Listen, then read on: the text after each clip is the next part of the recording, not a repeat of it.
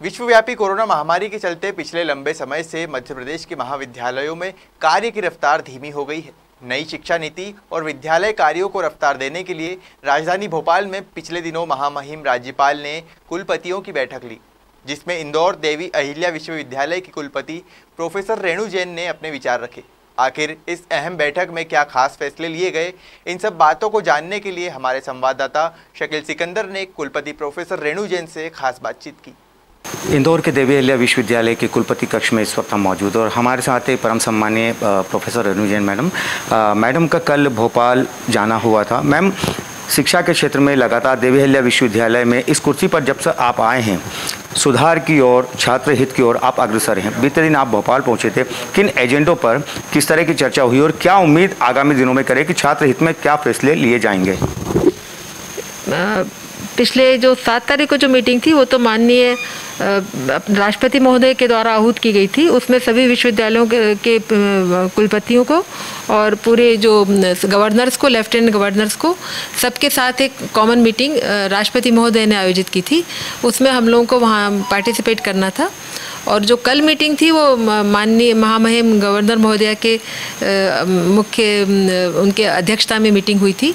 उसमें विश्वविद्यालयों की अद्यतन स्थिति के बारे में जानकारी मांगी गई थी। मुख्य रूप से जो परीक्षाएं जो कोरोना की वजह से जो लेट हो गई, तो परीक्षाएं कैसे करवाई जा रही हैं और किस तरह से कब तक पूरी हो जाएंगी, और फिर अगला सत्र में प्रवेश किस तरह से होगा, ये मेनली बातें। मैम ने जो भी सवालात आपसे किए आपने उसको आंसर किया। कुछ सुझाव भी आपने जो मांगे गए होंगे, जो सुझाव रखे होंगे, तो क्या वो सुझाव थे जो छात्र हित में आपने वहाँ रखे हैं? वो सभी पूरे जितने प्रदेश के जितने भी स्टेट यूनिवर्सिटीज़ हैं सभी की वो मीटिंग थी और हर यूनिवर्सिटी को अलग अलग पॉइंट्स पर बोलने के लिए कहा गया था। हमको क्योंकि अपनी देवी अहिल्या यूनिवर्सिटी को A+ ग्रेड मिल चुका है, तो हमको नैक में किस तरह से सुधारा जाए उस पर बोलने को कहा था।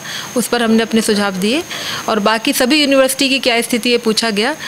जीवाजी यूनिवर्सिटी की जो vice chancellor doctor Sangeeta Shukla, उनसे रिसर्च के बारे में पूछा, क्योंकि जीवाजी यूनिवर्सिटी रिसर्च में काफ़ी आगे चल रही है। और जो बरकतुल्लाह विश्वविद्यालय के vice chancellor doctor RJ Rao, उन्होंने ओवरऑल पूरा संचालन किया था, उसका कार्यक्रम का पूरा उन्होंने किया था। शिक्षा नीति पर गवर्नमेंट जो उच्च शिक्षा विभाग की तरफ से था, माननीय उच्च शिक्षा मंत्री भी उसमें उपस्थित थे, तो राष्ट्रीय नीति भी किस तरह से अप्लाई की जाए उसके बारे में भी योजना बनाने पर विचार विमर्श हुआ। मैम, आपकी हुई इस जो मुलाकात है, जो बैठक है, उसके बाद में जो भी वहाँ पे एजेंडे रखे गए हैं, क्या उम्मीद करें कितने दिनों में उसको अमली जामा पहनाया जाएगा? छात्रों को कब तक के उस होने वाले फ़ायदे से, मतलब फ़ायदेमंद साबित होगा कब तक? हाँ, नहीं, वो तो पूरे साल के ही प्रोग्राम्स हैं और पर जितने भी हैं जो अब नई शिक्षा नीति को जल्दी से जल्दी इम्प्लीमेंट करवाया जाए उसकी भी योजना बनाने के बारे में विचार है। और जो जितने बच्चे एडमिशन लेंगे, कोविड को देखते हुए किस तरह से प्रिकॉशन लेनी है, इस पर भी चर्चा हुई। और पूरी साल में जो भी महात्मा गांधी जी के उसमें प्रोग्राम में किया जाए, हिंदी मातृभाषा को बढ़ावा दिया जाए और फिट इंडिया का केस किया जाए। जो गाँव गोद में लिए गए हैं उनको गोद जिसमें लिया तो उनके पूरे जितने भी इश्यूज़ हैं उन पर ध्यान दिया जाए, खास तौर से सफाई पर, टीकाकरण इत्यादि पर। इन सब बातों पर बहुत गहराई से चर्चा हुई। तो कुल मिलाकर कल हुई जो बैठक थी उसका खुलासा मैडम ने यहाँ किया है कि छात्र हित में नहीं बल्कि प्रदेश हित में, या फिर हम ये कहें कि देश हित में जो भी थी वहाँ पर बातें हुई हैं और जल्द ही उसको अमली जामा भी पहनाया जाएगा। मैम, एक आखिरी सवाल मेरा आपसे था कि एकेडमिक कैलेंडर आने की बात एक सामने आ रही है, किस तरह का कैलेंडर है और क्या उस कैलेंडर का महत्व है? उस कैलेंडर का बहुत महत्व है क्योंकि सभी विश्वविद्यालयों में उसको एकेडमिक कैलेंडर को लागू किया है। उस शिक्षा विभाग की तरफ से वो कैलेंडर आया है, तो मैडम ने बिल्कुल उसको कहा हम लोगों से कि पूरा मतलब पॉइंट टू पॉइंट उसका पूरा उसको क्रियान्वयन किया जाना चाहिए। तो उसके बारे में भी निर्देश दिए कि 1 अक्टूबर से क्लासेस शुरू हो चाहिए और एडमिशन प्रक्रिया भी काफ़ी हद तक तब तक पूरी कर लेनी चाहिए।